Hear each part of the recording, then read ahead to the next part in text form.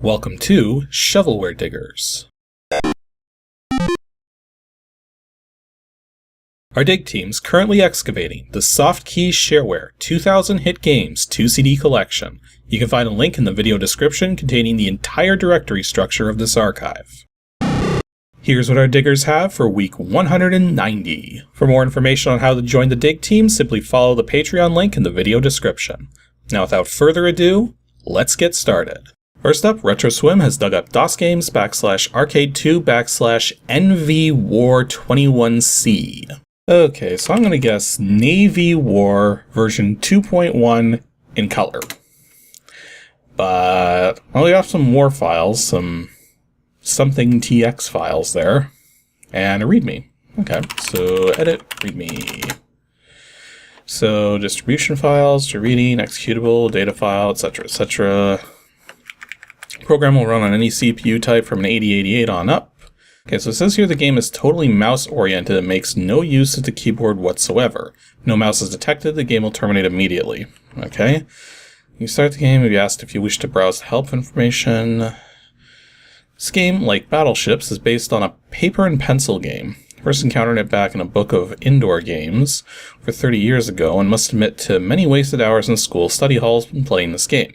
It does not have exactly the same rules as the original game due to the method of playing on the computer, but it's very close. Try to make the computer opponent as intelligent as possible. This is my first effort in programming a game. I'd appreciate any and all comments, good or bad. Okay then. And apparently this person is a George DeLuca, and it's like operating out of Canada, at least when he made this game. Okay, so here we go. War.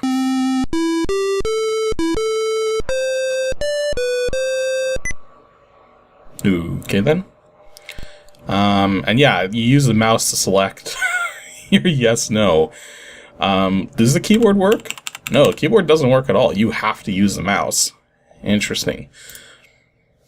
So when reading the help, simply click the left mouse button to proceed and right mouse button to return the game. Okay. Game introduces some strategies so the game is not completely based on luck. Not that luck isn't involved, it is. It's just that Battleships is total luck and anyone over the age of 8 will soon be bored to tears. I would disagree with that. There is some strategy to the original Battleships because the way ships are positioned and the sizes of the ships kind of determines how you're going to aim for them and how you're going to make your best choices as to which locations to try and attack. Like, I mean, the original Battleships, ultimately, there is some luck, but the thing is that there's also knowing how to respond to what's going on and knowing how to scan the board as effectively as possible, given what you've already destroyed of the opponents, so. And apparently we're also dealing with submarines, destroyers, cruisers, battleships, and carriers. And I'm already taking issue with the fact that the submarines are only a single space in size. The moment you have a single space-sized ship in a battleship-type game, all strategy goes out the window. So you better hope that you've got some kind of method in place for making it possible to deal with that. Okay, so in addition, the larger ships, cruisers, battleships, and carriers have heavy armor plate amidships, and the central parts of the ship take 2 hits to sink them? Well, that's kind of dumb because it's arbitrarily lengthening the game by doing that. I don't know.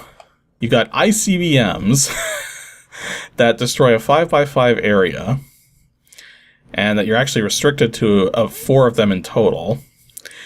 And who in their right mind would ever use an ICBM against a naval ship? That's kind of overkill. So now it's asking if the game wants to build the board for me. I guess sure. Okay, so it's deciding who goes first. So he's doing a recon. And he recon this area, and it does actually stay illuminated to some degree. I'm not entirely certain what the red spaces are compared to... Well, the red spaces are probably my ships, I'm imagining. Okay, it also gave me some stuff to work with here. So I think the best way to do this would be to just whip out the ICBMs right away. So how do I do that? Unless the ICBMs are like on here somewhere, and I have to click on it to use it. That could be what these are. So if I were to say click right here. Okay, so I just hit some of his stuff.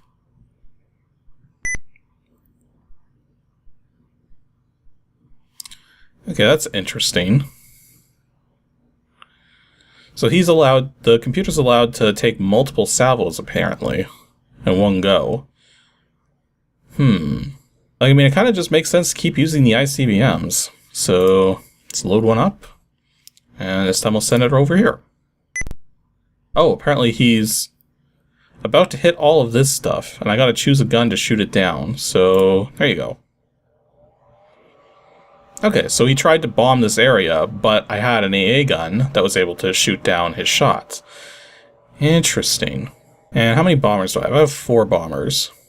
Well, I guess I could start sending salvos instead. So choose salvo target number 1, salvo target number 2, salvo target number 3. Okay, so you get 3 salvos at a time. Well, I'm thinking the next thing I should do is probably start using the bombers as well. So I'm not sure which of these are the bombers. I think these are the recon planes because I have so many of them. And I think these are the bombers. I think he actually took one out at one point. So let's actually use one of these ones. And we're going to send it right over here. Okay, I see what's going on. So that's part of a larger ship there that needs to be damaged. So let's go for salvos. We'll go like that. Which takes that one out. Do one here. And we'll do one here. He just reconned this area, which means he's probably going to try to destroy this bomber. So let's actually put it to use before that he has a chance to do that. I'm just going to send it right up here. Okay, so as far as battleship clones go, this is actually pretty interesting. Like, looking through the rules, I thought this would be difficult to handle, but so far this actually seems to be working out fairly well. And especially given the fact that the ultimate goal here is to just do as much damage as possible before running out of things you can fire with. So that's actually kind of interesting. So it's not destroy everything, it's destroy as much as you can. You know, it occurs to me that my opponent hasn't actually used any ICBMs yet, and that has me a little worried. So, because I'm pretty much just down to salvos now. He's been doing a lot of recons, which I kind of understand why you would want to do that, given that you have limited ammo. But at the same time, I kind of wanted to do as much damage as possible to take out some of his stuff. So, well, I didn't think that one through because I don't have anything else reconned here. So now I'm just going to have to take some lucky shots. Oh, I got one of his bombers. Nice. All of my recon planes that are still there seem to have escaped being targeted. So let's do some reconning. Let's go right here. Oh, there goes the ICBM. I had a feeling he'd start throwing some of those around. So I only got one set of salvos left, so I better recon to see if I can find something to shoot down. Yeah, the trouble is that I only have 3 shots left, so I can't actually effectively destroy this, because it's going to have some armor on it. So I'm going to have to look for something else to take out. Okay, I see 2 dots over here. So this is basically my last attempt to do any damage to him. So salvos. I'm going to hit here first just in case. Okay, it's a 2-ship. And then I'll just shoot something in here. Okay, so I don't have any ammo left, so now it's just down to him doing his damage. Oh, what? I still get to play even though I can't take any more shots? I guess I could use up my recon planes. So he's still got salvos left because he was doing a whole bunch of reconning. So now I just have to wait and see how the AI does. I actually did win. So I still have 40 ship points left, and he's down to 36. So it was close. It was close. He only had one ICBM that whole time. Or no, he actually did have a couple of them, but I think, I took out one of his ICBMs. So that's a thing that happened. So I guess it was a good thing that I went for the ICBMs early, because it helped reduce the damage on my side. So yeah, I don't recall the name of the game at the moment here.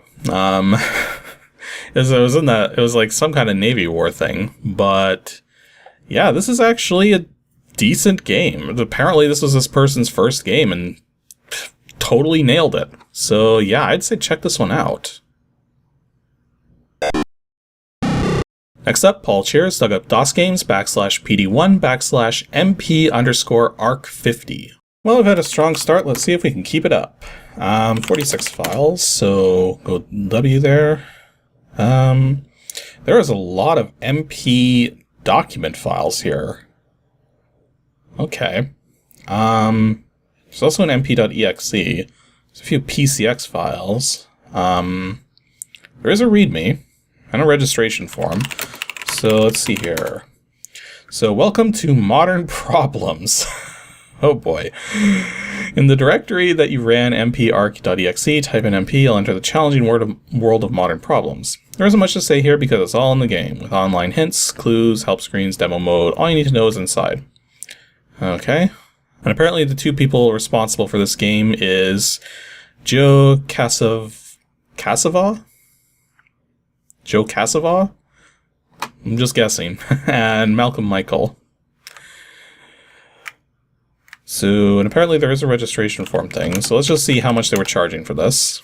Oh, they actually don't have a fixed fee. They say they ask for between $5 and $10. So, I guess depending on how much value you feel you're getting for the game. And apparently these two were in California. So, well, let's see what we got. MP for Modern Problems. And a little bit of screen shaking.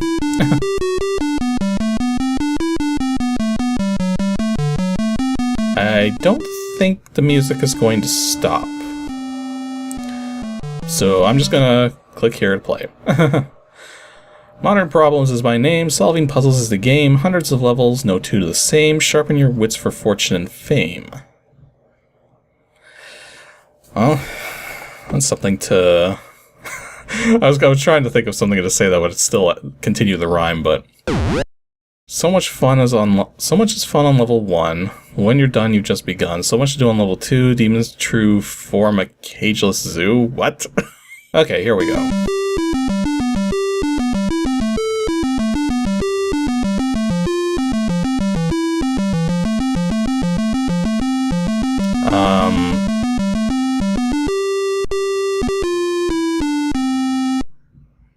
Okay. I'm not entirely certain what's going on here. There's like some kind of weird Pac-Man type thing going on the side. Not to mention the worms going along the sides. This is weird. Let's just play the game. So, around the block. So apparently the next, click on the empty black squares.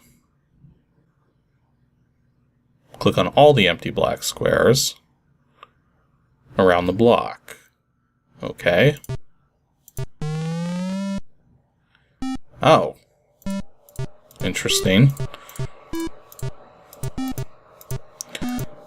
So am I just trying to... Because like we've got that snake going along now. Interesting. So apparently the trick to the puzzle... actually I have no idea. Okay, so now worms can't go over the bricks. Because like, I mean, it says... Oh. Oh, I'm about to place one of these. Okay, I get it now. Yeah, so you're building the path for the snake to take. And the snake has to... eventually form back in on itself. But the specific tile you place down seems to be part of a pattern. So I think that's it. Is there a way to speed this up? Oh, looking through here, it appears there's actually more kinds of puzzles than just these worm ones. Ah, but now I have to redo it. I went to the help screen. That's not cool, game. If you go to the help screen, it should retain the state of what's going on. It shouldn't force you to restart.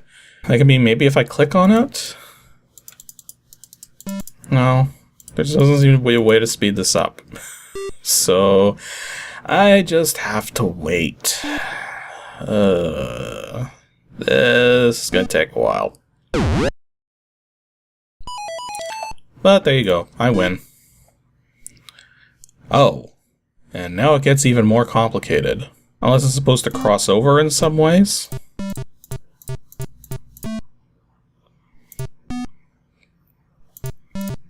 Like, let's see if the snake can actually cross over itself. Oh yeah, the snake can cross over itself just fine. Okay, so that makes this considerably easier to deal with then. And there we go. So yeah, this is modern... Oh, we just went on to one of these ones. So like, I mean, this kind of puzzle I've done before, so kind of makes sense to me. Although, wait, what? How did that not... Oh, I can swap the tiles. Okay, that changes a lot of things then. Okay. Now I think I've got this. There we go. What? So the game just kind of flashed and brought me to this screen all of a sudden. That was weird. And apparently we've got another one right now. So this is Modern Problems. This is actually another decent game. It's definitely a bit of a weird one, because there's kind of a weird learning curve to it, because it's sort of explaining things in riddles and everything, but ultimately, once you figure out what you're doing, it plays perfectly fine. So we're 2 for 2 now, which doesn't happen often on this show.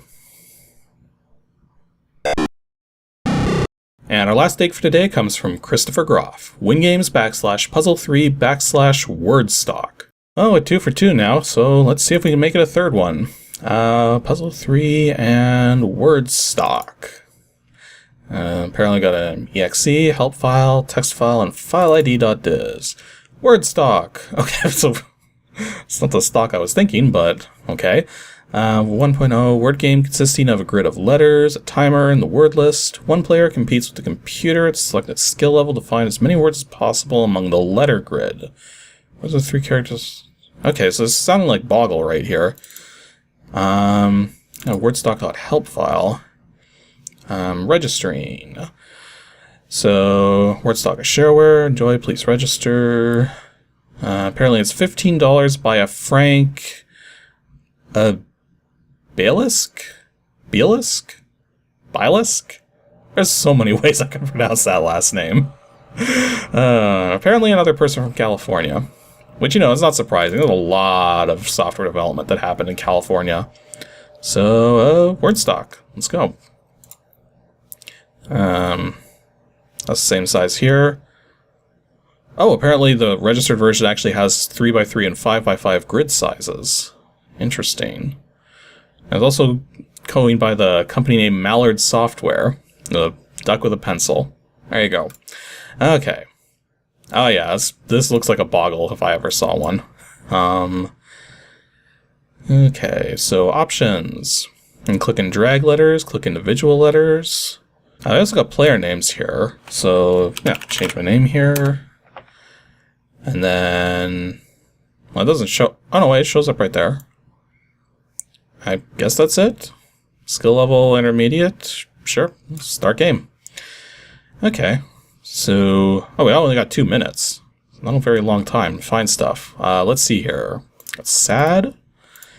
What else? Done? Can we actually just pick letters okay, they have to be connected. So, just like Boggle. We got pro, scene, pros, got mode here, and then also modes. So there's a nice 5-letter word there. Yeah, about to run out of time here. Oh, did I get done? Yeah, I got done. Oh, geez.